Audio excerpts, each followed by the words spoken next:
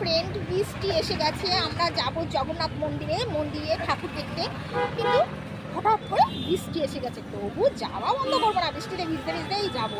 তো চলো আমার সাথে মন্দিরটা দেখি, জগন্নাথ মন্দিরটা তোমাদেরও দেখাবো, ঘুরে ঠাকুরটাও দেখাবো। চলো। দেখো ফ্রেন্ড, একটা মজার দৃশ্য দেখো। এত বৃষ্টি পড়ছে, সামনে দর্শকরা পেপার মাথায় দিয়ে জগন্নাথ ঠাকুর দেখতে চলে এসছে। তো চলো আমরাও যাই। এই দেখো আমরা জগন্নাথ ঠাকুর গেটের সামনে চলে এসেছি। এই দেখো এইভাবে যেতে হবে, নাকি প্রবেশ করতে হবে। আমরা জুতো ব্যাগপত্র সব বাইরে রেখে এসেছি আর ভিতরে প্রবেশ করেছি। দেখো সাইডগুলো দেখো, কতটা এরিয়া নিয়ে জগন্নাথ মন্দির তৈরি হয়েছে, কি সুন্দর লাগছে। তো দেখো সাইডগুলো দেখো কত সুন্দর।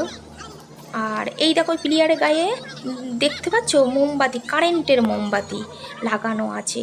তো এগুলো শুনতে পাচ্ছি রাত্রে করে নাকি জলে। তো দারুণ লাগবে রাত্রে আসলে, না হেভি লাগবে এখানের দৃশ্যটা। তো আমরা তো আসতে পারলাম না, আমরা তো দিনে এসেছি। তো দেখো আমার ছেলে মন্দিরে ভিডিও করছে, ফটো তুলছে। তো আমার শুনতে পাচ্ছি ভিতরের মধ্যে নাকি ফোনে কোনো ফটো তোলা যাবে না, ঠাকুরের কোনো ছবি তোলা যাবে না, তো ভিডিও করা যাবে না। তো কী করব, তোমাদেরকে তো বলেছিলাম আমি ঠাকুরকে দেখাবো, কিন্তু আমি তো দেখাতে পাচ্ছি না। সরি বন্ধুরা, আমাকে ক্ষমা করে দেবে। তো বাইরের দিকে কিছু কিছু জিনিস আমি দেখাচ্ছি, এই সাইটের দৃশ্যগুলো তোমরা এটাই দেখো। আর দেখো কত দর্শকরা এসছে এখানে।